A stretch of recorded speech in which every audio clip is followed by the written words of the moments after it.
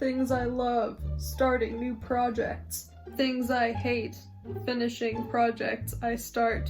Hey little pals, I'm back. I know it has been quite a while. I've been doing a whole lot of quarantine stuff that isn't this. I started making a quilt, so that's pretty nifty.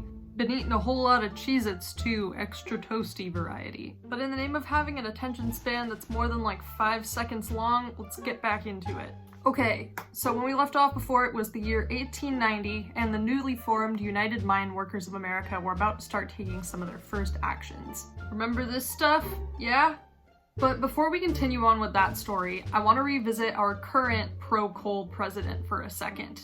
You know, old Donny Boy. Trump kicked off his administration with a strong push to deregulate the coal industry, claiming that rolling back environmental and safety measures would help reinvigorate the coal market and bring back mining jobs. Now, as he approaches the end of his first term, can Trump say that he's lived up to these assurances? The short answer is nope.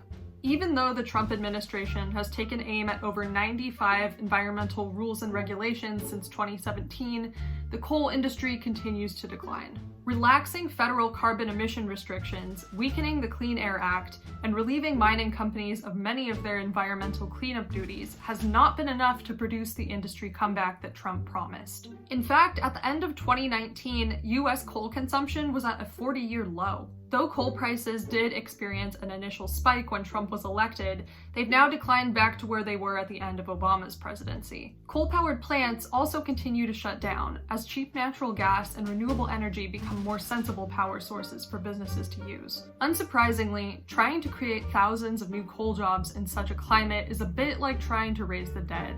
Only about 3,000 new coal jobs have actually been created since Trump took office, and these will likely be offset by the fact that 8 US coal companies, including major Trump backer Murray Energy, filed for bankruptcy last year. This harsh reality, combined with Trump's willingness to make their workplaces less safe and his lack of interest in creating new renewable energy jobs, has made this supposedly pro-coal president less than great for miners. Last year, we did see some exciting examples of miners taking this harsh situation back into their own hands, but more on that next week, or whenever I make another video. Luckily for my lazy ass, time does not exist during quarantine. For now, we're gonna rocket back to 1894, when the United Mine Workers were holding one of their first strikes. The union leadership had hoped that the strike would take hold nationwide, and participation was high in the states of Colorado, Ohio, Indiana, and Illinois. West Virginia, however, failed to impress. When the strike was over, frustrated union members in other states blamed their failure on the low participation rate of miners in West Virginia,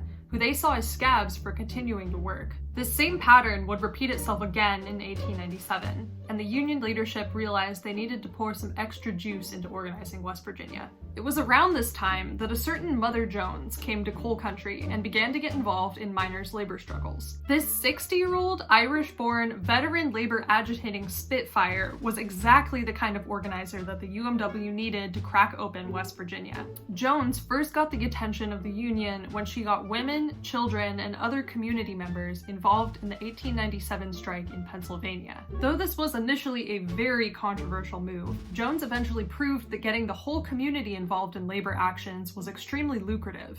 She was officially hired as a UMW organizer in 1900 and immediately sent to tackle the beast that was West Virginia. Jones had seen her fair share of terrible working conditions and repression by bosses, but the challenges faced by the miners in West Virginia still managed to shock her. To her fellow UMW organizers, she said, "You can say what you please about these West Virginia miners being no good, but I wish you could see how they live."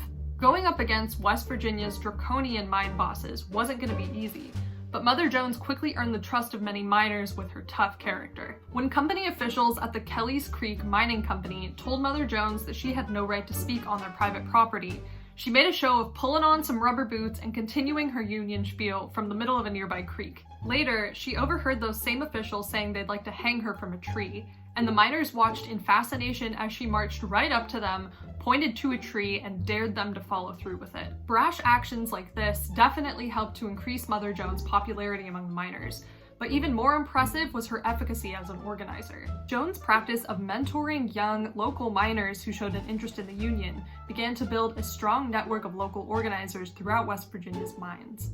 In 1902, UMW miners in Pennsylvania went on strike, and 16,000 West Virginia miners joined them in solidarity. These were unprecedented participation rates, and they began to change the UMW's opinion of West Virginia miners, especially when their solidarity strike netted some pretty impressive gains in the Kanawha coal fields. But the fight in West Virginia's mines was just getting started. In response to the 1902 strike, many West Virginia coal operators doubled down in their efforts to squash the Union. Among them was Justice Collins of the New River coal fields, a particularly ruthless boss who erected giant fences around his entire operation to lock out strikers and their families. Collins also introduced a major player into this conflict when he hired guards from the Baldwin Felt Detective Agency to patrol his mines. Before long, New River strikers began to mysteriously disappear at the hands of the Baldwin Felts, and other violent scuffles such as shootouts between the guards and the strikers became frequent. In 1903, the guards' terror reached a new level when they opened fire on a strikers' tent camp in the middle of the night.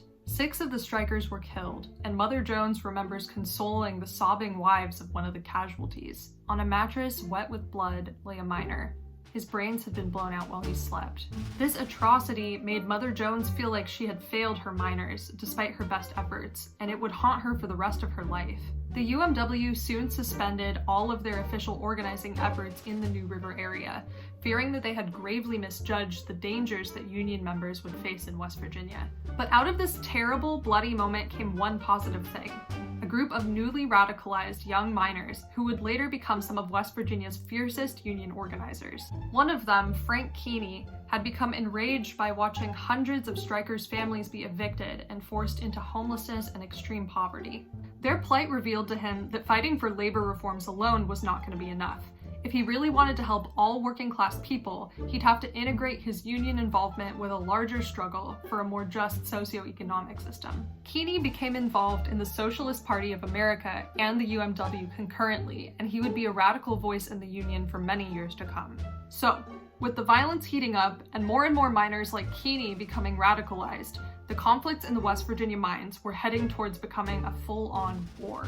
Tune in next time, whenever that may be, when I cover the first West Virginia mine war in 1912 to 1913.